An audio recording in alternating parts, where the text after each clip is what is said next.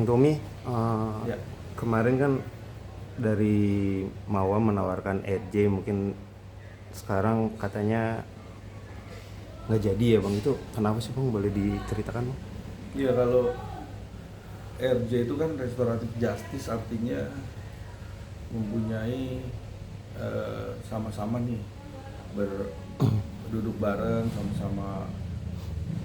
Artinya RJ ini hak dan kewajiban ya, sama-sama duduk bareng dan menyatukan persepsi, tidak ada yang saling dirugikan kan gitu kan. Itu kan fokusnya kan itu.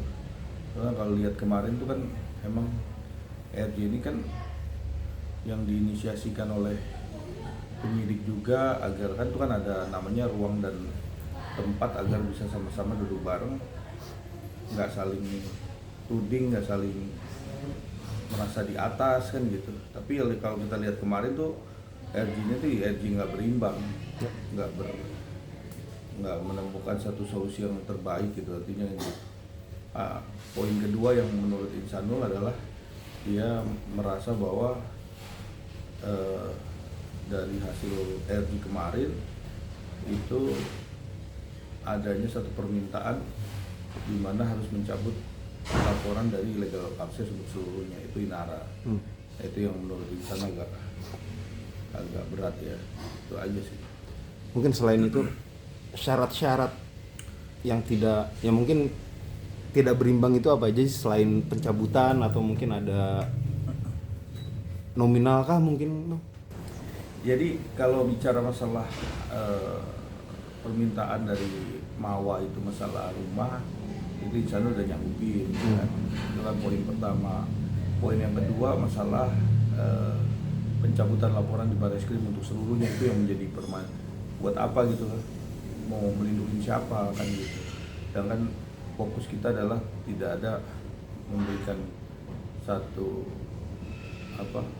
keinginan untuk bisa memfokuskan ke Mawa yang urusan yang di Barreskrim kan. Jadi itu yang membuat Insanul agak kaget, itu mau melindungi siapakah itu. Bang tadi disebutkan ada rumah, mungkin rumahnya itu sudah direalisasikan atau Kalau rumah itu kemarin tuh masih ada perbincangan masalah nilai ya. Tapi prinsipnya sih Insanul sudah oke lah, nggak ada masalah lah untuk itu.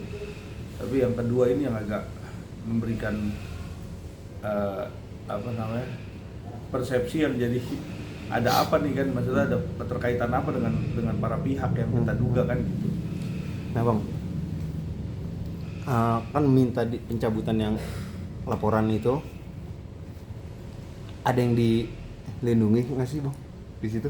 Iya, jadi kita kan semakin lihat di sini, ya mungkin rekan-rekan media juga nanti bisa akan lihat nih sepanjang perjalanan waktu, karena kita akan tekan gimana caranya supaya Barreskrim cepat nih menaikkan tersangka nih dari terduga ini. Nah kalau memang sudah jelas tersangkanya, cepat diekspos. Nah kita biar tahu nih selanjutnya siapa yang akan menjadi tersangka lagi kan gitu.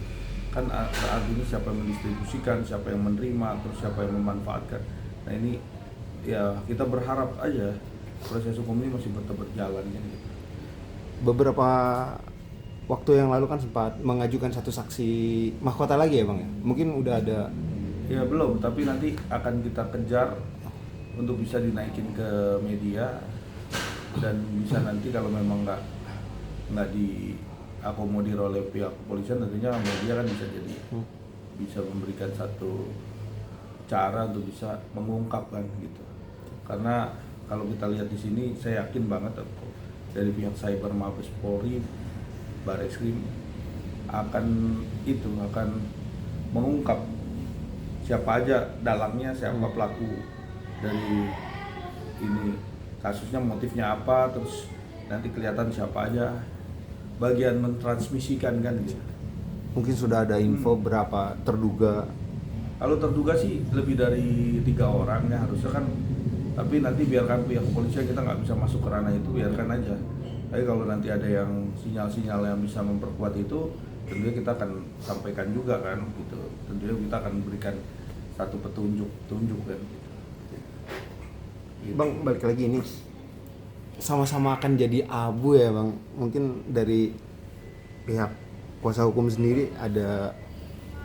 Ya harusnya kalau yang namanya restoratif justice itu duduk bareng aja, ya duduk bareng, jangan merasa ego bahwa dirinya itu paling benar se-Indonesia, sedunia gitu kan. Nggak usah lah terlalu dominasi. Udah, ini kan kasus bukan ibaratnya kasus yang bisa kita perkecil, masalah kita perkecil. Mau damai itu yang baik aja, jangan terlalu arogansinya dikedepankan, terlalu mentang-mentang ini ada kasus yang merasa bahwa kasus ini ada hal-hal yang kira-kira dia mendampak. Kita harus lihat sisi baiknya, jangan terlalu dikedepankan emosionalnya kan gitu.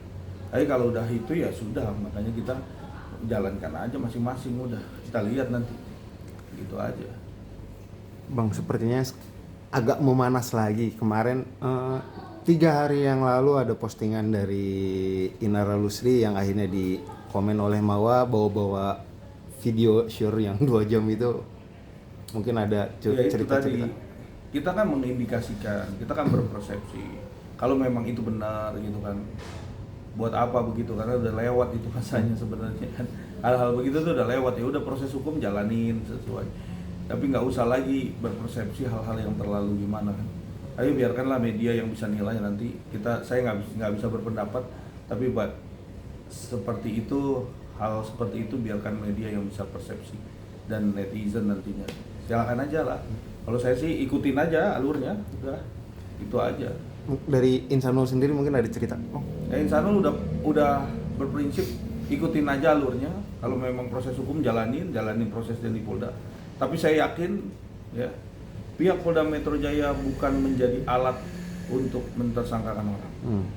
Saya yakin banget integritas dan profesionalitas Polda Metro dikedepankan. Kenapa? Karena iya ini proses hukum.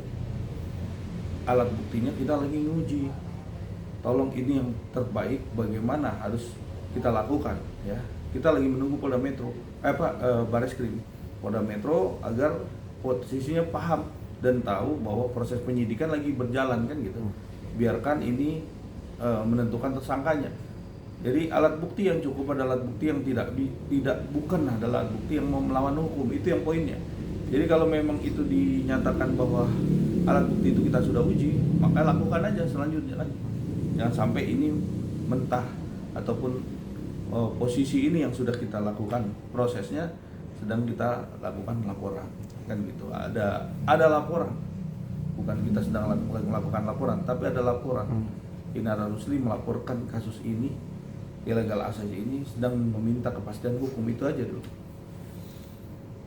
Untuk kedepannya bang, apa yang akan dilakukan dari Inara atau Insanul sendiri? Iya, kedepannya harusnya baik-baik aja. Ya.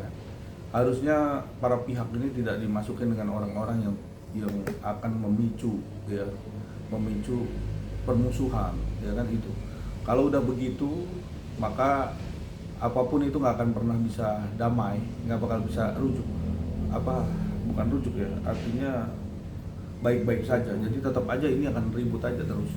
Ya, kalau para pihak ini pada prinsip manawa itunya dan niatnya baik untuk damai, ya damai. Damai itu sudah tidak lagi untuk urusan ribut lagi gitu. Tapi kalau udah ujungnya ada niatan untuk ribut atau niatan untuk mendominasi kasus ini, tentunya ini nggak akan selesai. Itu aja. Tapi balik lagi, kalau memang mau niatnya damai, ya damai yang benar, damai yang baik. Kalau memang nawaitunya niatnya baik, ya baik pasti. Walaupun dengan cara-cara nanti akan mencabut laporan atau bagaimana, itu kan teknis itu. Tapi kalau udah niatnya udah nggak baik, kelihatan sudah. Makanya para pihak itu harus punya komitmen pada diri sendiri, apakah ini mau baik atau mau perang terus gitu kan gitu. Itu aja sih prinsipnya.